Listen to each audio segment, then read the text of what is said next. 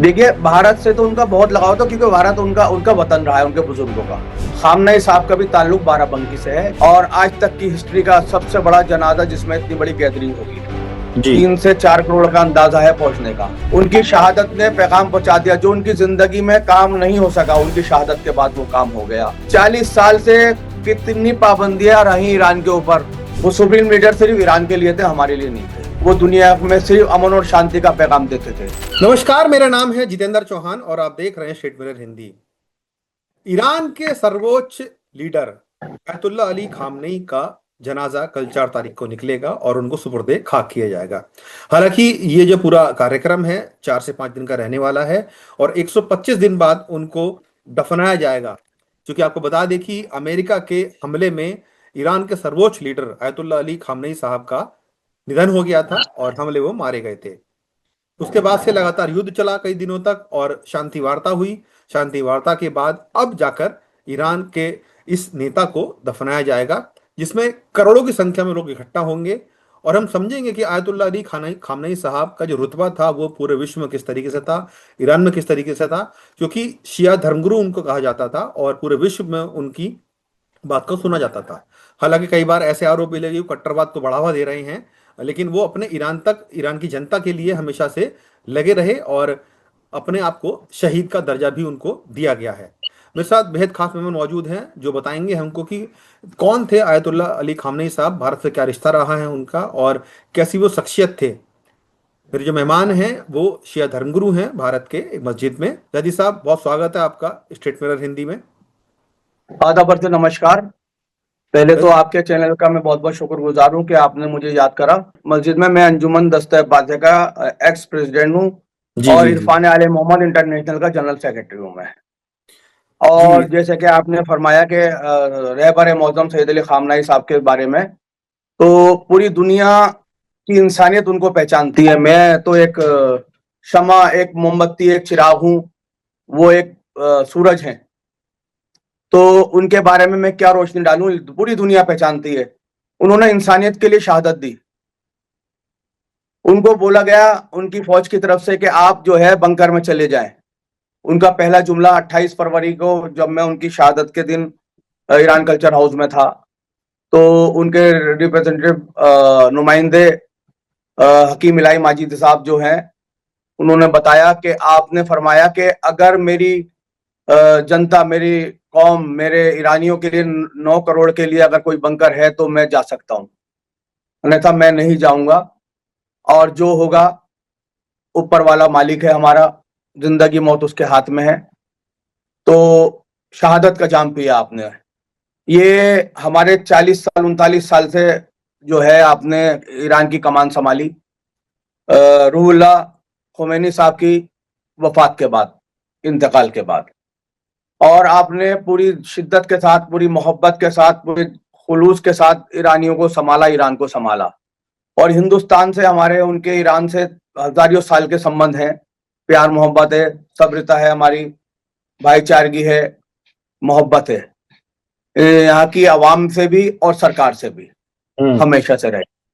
और अमेरिका ने, जैसे इजराइल ने आतंकवादी हमला करके उनको शहीद करा, सब दुनिया को पता है।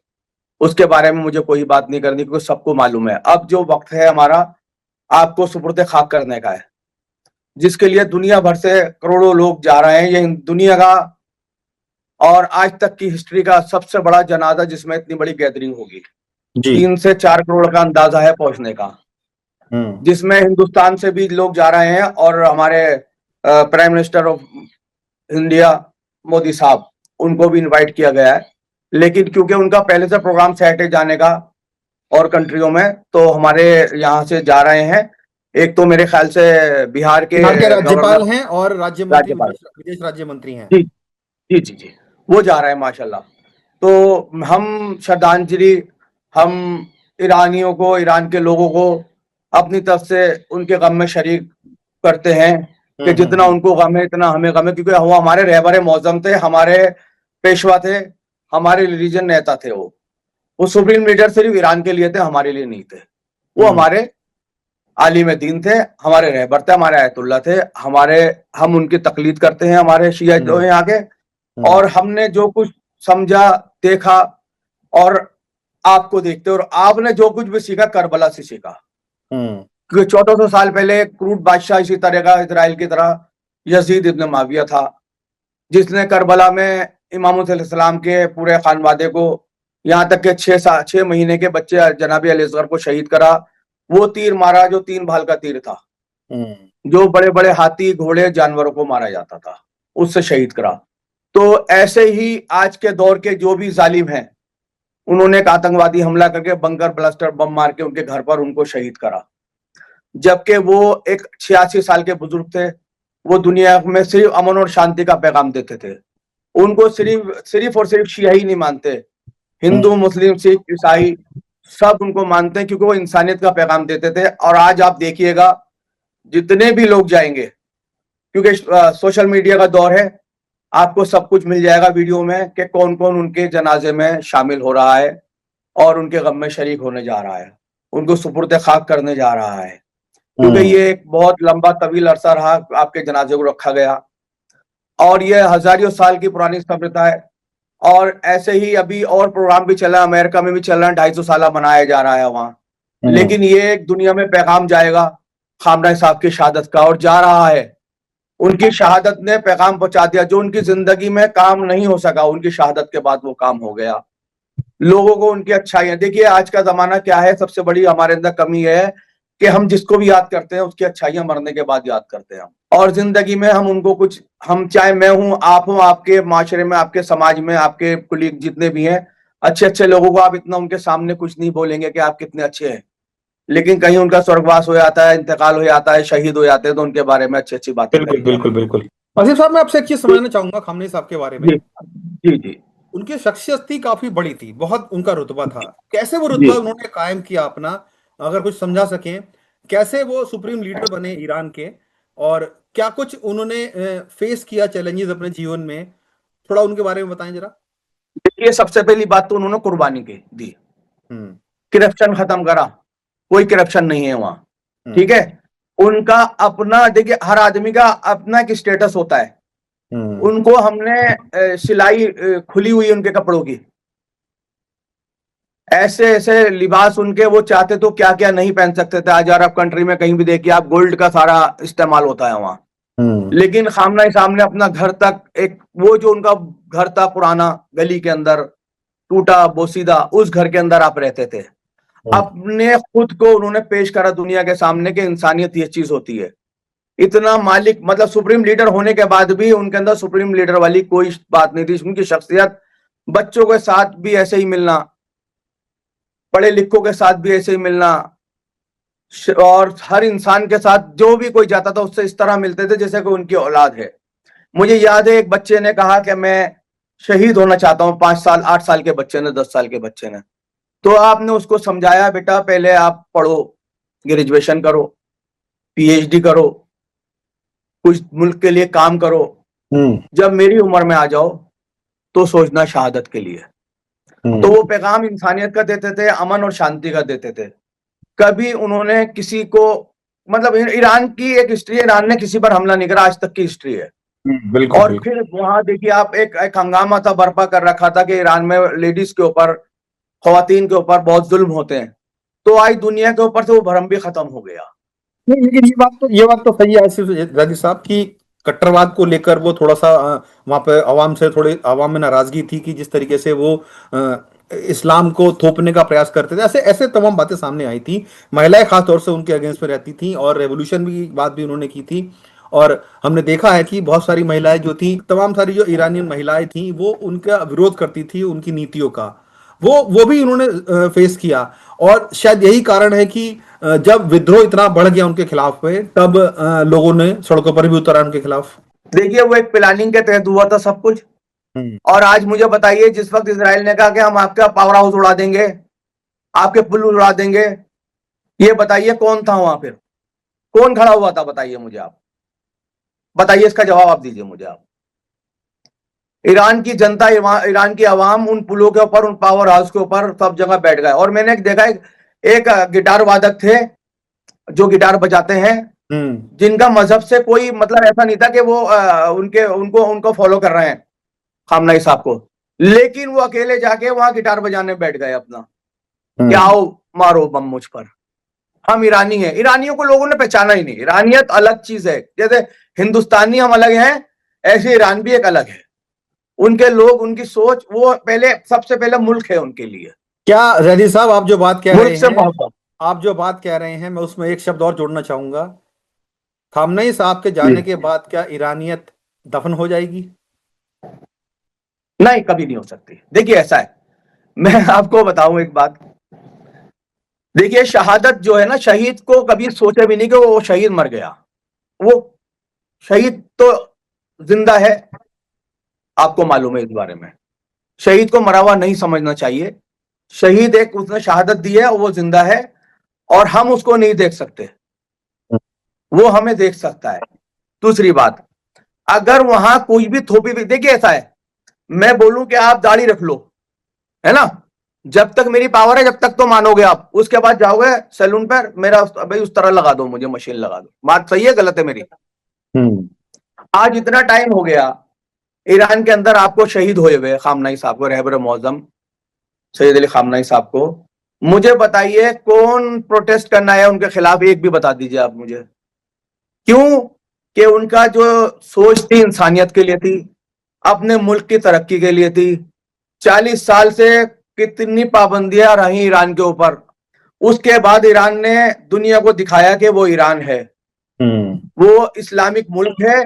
मतलब जैसे उड़ा रखा था मुल्लाओं का मुल्क है, यहाँ तो इतनी पाबंदी है, ऐसा कुछ नहीं है। मैं खुद ईरान 2-3 बार होके आया हूँ, ऐसा कुछ नहीं है। देखिए जब आप कहीं जाएंगे तो आपको पता लगेगा वहां की, देखिए मंदिर वहां है, देखिए वो हर जगह, गांधी ये हॉस्पिटल वहां दिक्कतें हर जगह होती हैं, हर मुल्क में होती हैं, उनकी अपनी अंदरूनी है। जी हालात जी कैसे होते हैं, हर जगह होते हैं। भारत में भी है, जी जी। पाकिस्तान में भी है, ईरान में भी है, कतर में भी है, सऊदी अरब में भी है, हर जगह होती हैं ये सब चीजें। देखिए ऐसा है, 5 उंगली हाथ में भी बराबर नहीं है, हर सोच का बिल्कुल भी। इंसान है। ठीक हम्म। है। अब हमारे मुल्क में भी आप देखो जगह जगह प्रोटेस्ट होते रहते हैं, कभी भी जंतर मंतर प्रोटेस्ट चल रहे हैं। तो इसका मतलब ये थोड़ी कि हमारी जो है, हमारे जो नेता हैं, हमारे प्राइम मिनिस्टर या राष्ट्रपति हैं, जो भी हमारे हैं, तो हम उनके खिलाफ कोई ऐसी बात नहीं कर सकते कि आप जो है कि नहीं जी। हर आदमी को अपना हक है प्रोटेस्ट करने का, फंडामेंटल राइट्स हैं, आप अपनी बात रख सकते हैं। हम्म। आपकी बात अगर जायज होगी, उस बिल्कुल बात को बिल्कुल, माना सुना जाएगा। जाएगा। यदि साहब एक चीज और बताइए कि जी। खमनई साहब का जो ताल्लुक भारत से भी बताया जाता है कि जो उत्तर प्रदेश के बाराबंकी जिले में एक जगह है, वहां से उनका ताल्लुक रहा है। क्या वो ताल्लुक रहा है? थोड़ा समझाइए हमारे दर्शकों को जरा। देखिए वहां जो है, देखिए ऐसा है, कश्मीर से भी ताल्लुक रहा मरहूम रूहुल्लाह खोमेनी साहब का। खामनई साहब का भी ताल्लुक बाराबंकी से है, क्योंकि देखिए 300 साल 200 साल अगर कहीं गए हुए हो जाते हैं, जाते हैं, हम्म। और जैसे कि वहां लोग जो कुंभ में पढ़ने जाते हैं, कुछ लोग वहां सेटल भी हो जाते हैं, पढ़ाते, वो प्रोफेसर बन जाते हैं, पढ़ाते हैं। तो इस तरीके से देखिए, अब हम जो है हमारे अफ्रीका में भी हमारे हिंदुस्तान के लोग हैं, ठीक है ना, अमेरिका में भी हैं जो उनको 2-2 साल हो गए गए हुए। तो यहाँ उनका खानदानी जो उनका वतन है, उनका, उनके बुजुर्गों का एक यहाँ पर सब कुछ, जमीन मकान घर है, सब कुछ है उनका यहाँ। तो अब लेकिन वो खाली एक मुल्क के लिए नहीं है, मैं मानता हूँ। देखिए भारत से तो उनका बहुत लगाव था, क्योंकि भारत उनका उनका वतन रहा है, उनके बुजुर्गों का। ठीक है। और भारत से वैसे भी ईरान के ताल्लुकात जो है, ईरान की सभ्यता जो है, जैसे हिंदुस्तान की हजारों साल पुरानी है, ऐसी ईरान की है। फारसी चलती थी पहले यहाँ सारी। जी। आज भी हम जो रोजमर्रा की जिंदगी में अल्फाज इस्तेमाल करते हैं, उसमें कुछ अल्फाज, दिन में 100 अल्फाज कम से कम फारसी के इस्तेमाल करते हैं हम। ठीक है। जी। तो फारसी का हम पर बहुत असर रहा है, और हमारी जो हिंदी भाषा है, इसमें फारसी के काफी वर्ड, काफी काफी अल्फाज शब्द हैं। जो है, बिल्कुल। हाँ काफी शब्द हैं जो फारसी के इस्तेमाल होते हैं। और हम्म। मैं फिर बताना चाहूंगा कि इसी तरह के लीडर होना चाहिए, जो अपने कपड़ों पर, अपने खुद पर, अपने रहन सहन पर, अपनी दिनचर्या पे ध्यान न देते हुए अपने मुल्क पर ध्यान दें, पढ़ाई लिखाई पर ध्यान दें, बच्चों पर ध्यान दें, अपने मुल्क को कैसे तरक्की पहुंचानी। देखिए इतनी पाबंदियां, सैंक्शन इतने थे, उसके बाद ईरान ने खुद को साबित कर दिया आज पूरी दुनिया पर कि भाई सुपर पावर, देखिए सुपर पावर तो गॉड, खुदा भगवान है, इससे बड़ी सुपर पावर कोई नहीं है, ये तो मानेंगे आप। हिंदुस्तान हमारा इतना सुपर पावर है लेकिन हिंदुस्तान ने कभी नहीं कहा कि हम इतनी बड़ी पावर हैं, क्योंकि हम लोग नीचे देख के चलते हैं, हिंदुस्तानी जो है बिल्कुल बिल्कुल। ऊपर देख के नहीं चलते। हम्म। हम किसी पर जुल्म नहीं करना चाहते, अगर कोई हम पर जुल्म करेगा उसका ईंट का जवाब पत्थर से देंगे हम। या कामने साहब के बारे में मैं एक चीज आपसे आपसे समझना चाहूंगा, क्या केवल वो धार्मिक गुरु, केवल धार्मिक व्यक्ति थे, या खुद को ईरान का अंतिम शासक उन्होंने मान लिया था, सैन्य शासक बना लिया था? आप किस तरह देखते हैं उनके व्यक्तित्व को देखिए ईरान वो के नजर से शासक, देखा जाए तो? देखिए वो शासक नहीं मानते थे खुद को, खुद को ईरान का ईरानी मानते थे। और अब खुद को लोकल, जैसे ये नहीं कि एक आदमी शासक बादशाह आ गई, बादशाह नहीं थी कुछ वहां, वहां सिर्फ वेदा खिदमत थी वहां, कि मैं ईरान को किस तरह आगे बढ़ा सकता हूँ, ईरान में कैसे तरक्की हो सकती है। आज ईरान के हर लीडर जो पीएचडी से कम नहीं मिलेंगे आपको, ये आप देखिए पार्लियामेंट में। ईरान में क्वालिफिकेशन आपके सामने आ गई कि मतलब रिजर्वेशन है वहां मर्दों के लिए, ठीक है, क्योंकि ईरान में सिर्फ ध्यान दिया गया है इल्म पर। और रसूल खुदा की हदीस भी है आपकी, हमारे पैगंबर आप फरमाते हैं कि अगर इल्म हासिल करने के लिए चीन भी जाना पड़े तो जाओ आप, क्योंकि इल्म जो है वो आपको जोड़ना सिखाता, तोड़ना नहीं सिखाता।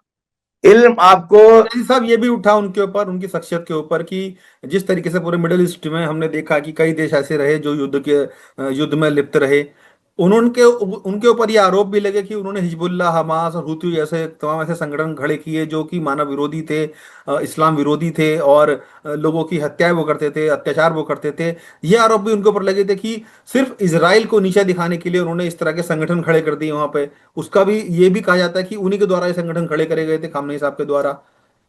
देखिए देखिए ऐसा है, संगठन सबके होते हैं, ऐसा नहीं है संगठन किसी के, हर मुल्क के अपने संगठन होते हैं, हम्म। हमारे भी हैं। क्योंकि ये आतंकवादी अमेरिका की आज संगठन है, देखिए दुनिया में कहा, ये चूंकि आतंकवादी नहीं संगठन रहे आतंक, हैं। देखिए देखिए आतंकवादी तो मैं इनको नहीं कहूंगा। अपनी, हमने अगर अपनी आजादी के लिए शहीद भगत सिंह और अशफाक उल्लाह साहब ने इन्होंने शहादत दी, तो मैं ये नहीं कहूंगा बिल्कुल भी कि आतंकवादी, वो बिल्कुल नहीं मानता मैं उनको, नहीं मैं देखिए, अपनी सोच जो उनसे बता रहा हूँ, कंपेयर करना ही क्योंकि पहले वो तो अपने बेईमानी मुल्क के होगी। लिए, देखिए किसी भी संगठन जो होती है, हमास है, हिजबुल्लाह है, उनसे अगर आप इनको कंपेयर कर रहे हैं तो माफी चाहूंगा आपसे कि ये वो शख्सियत नहीं नहीं है नहीं कि नहीं, मैं इनका कंपेयर नाम भी नहीं इनके कर रहा। सामने लिया जाए। मैं, देखिए मैं कंपेयर नहीं, नहीं, मैं बिल्कुल मैं मैं कंपेयर नहीं कर बिल्कुल इस रहा बात को नहीं मैं। मानूंगा आपकी कि हमारे अशफाक उल्लाह साहब या भगत सिंह राजगुरु जैसे लोगों को आप हुती, हमास या किसी ऐसे संगठन से नहीं जोड़ के देखिए, भी देखें। वो देखिए उनके इजराइल, पैरों की धूल बराबर देखिए नहीं है, जो इजराइल क्या शहादत था। उन्होंने दी है वो इसका नहीं बराबर नहीं नहीं है। माफी चाहूंगा यादी साहब, लेकिन आपकी ये शब्द को मैं बिल्कुल भी नहीं, नहीं, आपकी आप मैं नहीं बर्दाश्त करूंगा। क्योंकि देखिए हर देखिए, बात को क्योंकि मेरी, हिजबुल्लाह, हमास ये ऐसे संगठन है जिन्होंने हजारों मजलूमों की हत्या की है, आतंकवादी संगठन ही है ये। आप इनसे अगर इनको जोड़ते हैं तो माफी चाहूंगा आपसे, लेकिन देखिए ये बिल्कुल भी आपकी बात, नाकाबिले तारीफ है। देखिए मैं ये नहीं कहूंगा आप मेरी सारी बातों को माने, पहले तो। दूसरी बात, बिल्कुल बिल्कुल अगर बिल्कुल। इसराइल दुनिया में हमला करता है जाके, देखिए अगर इसराइल दुनिया में हमला करता है, देखिए, हम इस पर हिजबुल्लाह, डिबेट करने नहीं बैठे हैं देखिए उन्होंने किया हिजबुल्लाह नहीं को, किया। देखिए, मैं उस पर डिबेट नहीं जी करने बैठा आपसे कि, जी जी लेकिन जी, सिर्फ मैं, ये सवाल था मेरा नहीं आपसे कि नहीं नहीं, ये आरोप भी लगे उनके ऊपर कि उन्होंने इस तरह के संगठन खड़े किए, भले ही वो किस लिए किए देखिए वो उस आरोप पर तो नहीं लगते जाएंगे। रहते हैं, हाँ, ये आरोप डिबेट का लगते विषय रहते हैं। नहीं है, देखिए आज लेकिन कोई भी कुछ सवाल था काम मेरा। करेगा, हम्म। देखिए आरोप तो कोई किसी पर भी लगा सकता है, मैं आपको बताऊं। हम्म। आरोप पर जबान पे किसी का कोई रोक नहीं है। हमारी हिंदुस्तान की भाषा में, हमारे हिंदुस्तान में कहते हैं आप मारते का हाथ रोक सकते हैं, बोलते की जबान नहीं रोक सकते आप। जी बिल्कुल बिल्कुल। आरोप आरोप कोई भी किसी पर लगा सकता है, हम्म। लेकिन हमने देखा है, हमने अपनी जिंदगी में देखा है, मेरी 52-55 साल 50+ हूं मैंने देखा है आज तक आप खामनाई साहब की जबान से आप हम्म। कोई भी ऐसा वर्ड, कोई भी ऐसी तकरीर, कोई भी ऐसा भाषण उनका हो, तो आप मेरे सामने रखें कि आपने आतंकवाद के सपोर्ट में कुछ भाषण दिया है, या हम्म। आपने कहा है कि इस पे जुल्म करो, कोई भी ऐसा एक दिखा दीजिए। और मुल्कों को, राष्ट्रपतियों को छोड़ के मैं बता रहा हूँ, वो जो कहते हैं हमें उनसे कोई दरगुजार नहीं है, हमें कोई उनसे मतलब नहीं है, लेकिन खामनाई साहब का एक बयान दिखा दीजिए आप कि खामनाई साहब, मैं देखिए मैं हिंदुस्तानी हूं पहले, ठीक है, वो हमारे रिलीजन नेता हैं, हम उनको मानते हैं, हम उनकी इज्जत करते हैं, हम्म। लेकिन पहले मैं हिंदुस्तानी हूं। जी। अगर हमारे हिंदुस्तान के खिलाफ या दुनिया में किसी मुल्क के खिलाफ अगर खामनई साहब ने कुछ कहा होता तो मैं आपको आपकी बात बिल्कुल बिल्कुल सही है और मैं उसके लिए कंटेम करता, नहीं जी ये बात गलत है, लेकिन मुझे एक भी उनका भाषण, कोई भी तकरीर बिल्कुल बता बिल्कुल, दीजिए क्योंकि धर्म गुरु थे, उनको वो जब हमेशा कहा धर्म की गया बात करते थे, लेकिन कि ये भी लगातार और ये कहा गया मजहब नहीं जैदी साहब। सिखाता आपस में बैर रखना, बिल्कुल बिल्कुल मजहब बिल्कुल। नहीं सिखाता आपस में बैर रखना। दूसरी बात, बिल्कुल बिल्कुल। जब उनको धमकी मिली कि हम उनको मार देंगे, तो मुझे बताइए आज दुनिया का कोई भी नेता हो, उसको अगर धमकी मिल जाए वो सीधा जाता है, कहता छुप जाओ, कहीं अंडरग्राउंड हो जाओ। लेकिन आपने नमाज से जुम्मा पढ़ाई, आज जुमे का रोज है, आज 4 तारीख है, आज जुलाई का महीना है, जी जी जी।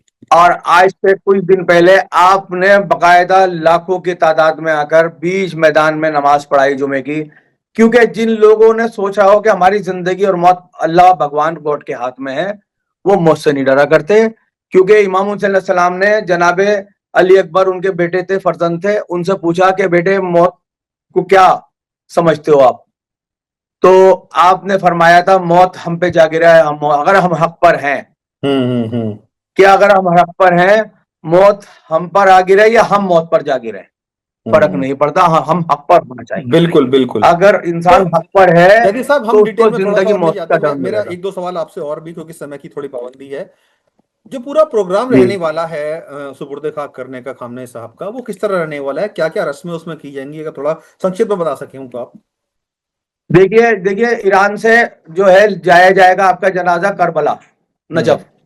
करबला में इमाम हुसैन सलाम का रोजा है, शौदा करबला का रोजा है, सारे वहां पर, जी ठीक जी है। जी। फिर नजफ में मौला अली हजरत अली हमारे पहले इमाम हैं, उनके रोजे पर जाएगा जनाजा। उसके बाद वो जनाजा इमाम रजा अलैहिस्सलाम, हजरत मोहम्मद मुस्तफ़ा सल्लल्लाहु अलैहि वसल्लम, अपने हमारे पैगम्बर के 8वें नवासे इमाम रजा अलैहिस्सलाम के रोजे पर वहां उनको सबूत खाक किया जाएगा। ये प्रोग्राम जो है 10 दिन का लगभग प्रोग्राम है, और जो अब लोग गए हैं उनको 10 दिन की मेरे ख्याल से उनको टूरिस्ट वीजा मिली है। और तो किस दिन उनको ये सुपुर्द खाक प्रोग्राम किया 5 जाएगा, से किस 7, दिन दफनाया जाएगा उनको। देखिए उनको मेरे ख्याल से 13 या 14 तारीख में उनको सुपुर्द खाक किया जाएगा। सुपुर्द खाक किया जाएगा। शुक्रिया जैदी साहब से जुड़ने के लिए, सारी जानकारी देने के लिए कि क्या रुतबा था खामनेई साहब का और किस तरीके से उन्होंने अपने देश के लिए शहादत दी है। हालांकि सवाल भी बहुत सारे हैं, लेकिन अब वो समय नहीं रहा है कि सवाल उनके ऊपर किए जाएं, क्योंकि एक शख्स इस दुनिया से विदा ले चुका है और उनको जी जी दफनाने की प्रक्रिया अब की जा रही है। देश विदेश के तमाम जो मेहमान हैं वह पहुंचे हुए हैं, भारत से भी कुछ लोग गए हैं। जी। लेकिन इतना जरूर है भारत कि से हमारे हमारे ईरान ईरान ने अपना एक सर्वोच्च लीडर को खो दिया है। लेकिन एजाज साहब, मेरा एक सवाल आपसे चलते चलते ये रहेगा, क्या आयतुल्ला अली खामनेई साहब की जगह कोई ले सकता है ईरान में अब। देखिए ऐसा है, जब रूहुल्लाह खुमैनी साहब का इंतकाल हुआ था उस वक्त भी ये सवाल उठे थे, तो खामनेई साहब, देखिए कोई तो कोई जाता है कोई आता है, क्यों ठीक है। उनके जैसा कोई दोबारा कोई और आ पाएगा खामनेई साहब जैसा ईरान में। देखिए कोई भी किसी के जैसा दोबारा, देखिए हर मैं बताया ना, कोई भी किसी जैसा दोबारा नहीं होता, या तो उससे ज्यादा होता है या उससे कम होता है, ये तो मानेंगे आप। जी। तो आपके बेटे जो हैं मुश्तबा खामनेई साहब, तो मुर्तजा खान, तो आपसे उम्मीदें हैं ईरान को बहुत, और वो ईरान को जो काम बाकी है खामनेई साहब के, वो काम पूरे करेंगे इंशाल्लाह, और ईरान को ऐसे ही आगे लेके जाएंगे वो, जो हमें उम्मीद है। हिंदुस्तान से काफी लोग गए हैं, हमारे दिल्ली के शिया जामा मस्जिद के सैयद अली मोहसिन तकवी साहब भी गए हैं, लखनऊ से हमारे शिया पीजी कॉलेज के सेक्रेटरी यासूब अब्बास साहब भी गए हैं, तो काफी लोग गए हैं, और जो है ये समझ लिया हिंदुस्तान से बहुत लोग गए हैं, शुक्रिया जदी बहुत साहब। लंबी लिस्ट है। जी जी जी, शुक्रिया आपका जुड़ने के लिए हमारे साथ और जानकारी और देने के अगर लिए। मैं आपको बता दूं, बात होते होते, अगर मेरा एक्सीडेंट नहीं होता और मेडिकल की प्रॉब्लम नहीं होती, तो मैं भी वहां मौजूद होता। ये अफसोस रहेगा सारी जिंदगी, इतनी बड़ी शख्सियत के जनाजे में मैं नहीं जा पाया। शुक्रिया हमसे जुड़ने के लिए जदी साहब।